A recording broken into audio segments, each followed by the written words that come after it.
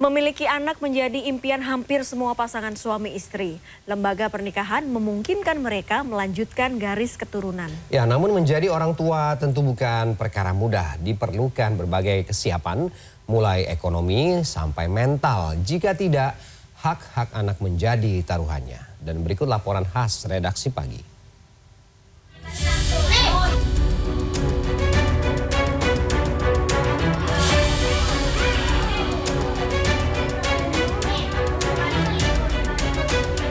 Gambar ini terpaksa kami kaburkan karena mengandung unsur sadis.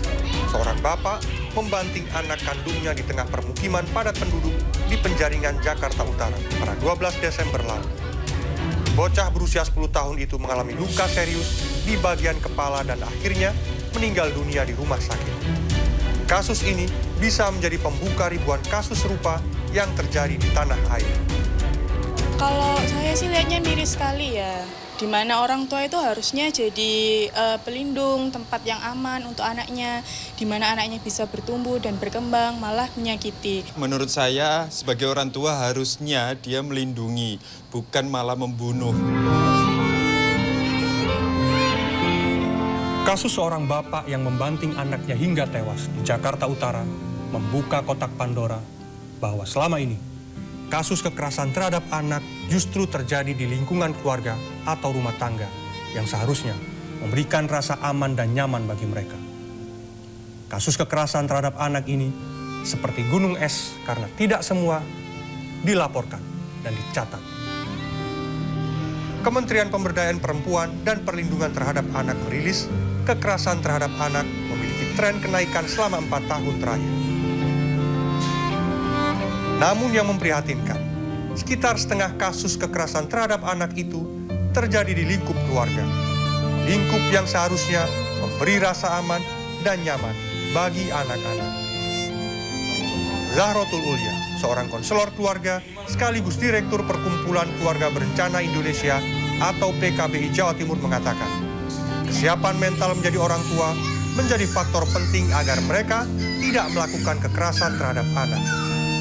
Ketidakmampuan orang tua dalam menghadapi tekanan ekonomi dan masalah rumah tangga lainnya memicu kekerasan terhadap anak.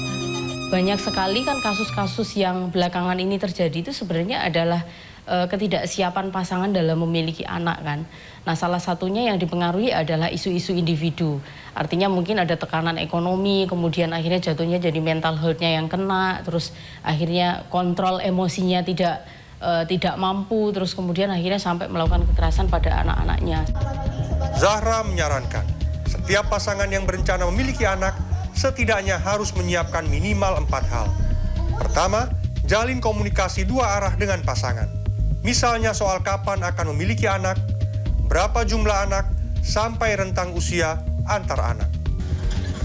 Kemudian siapkan kesehatan fisik, terutama bagian reproduksi, agar benar-benar siap untuk menjalani kehamilan. Lalu tentu saja keuangan yang cukup untuk masa kehamilan, persalinan, sampai urusan hunian layak dan pendidikan yang menjadi hak anak Anda.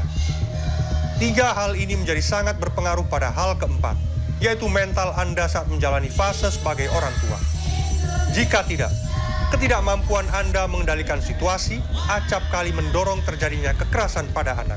Tapi memang udah direncanakan karena emang anak kita yang pertama udah usianya. Winnie Kusuma Driviani, ibu 1 anak yang kini mengandung anak kedua, mengakui segala persiapan itu membantunya memiliki mental yang baik hingga bisa mengendalikan emosinya.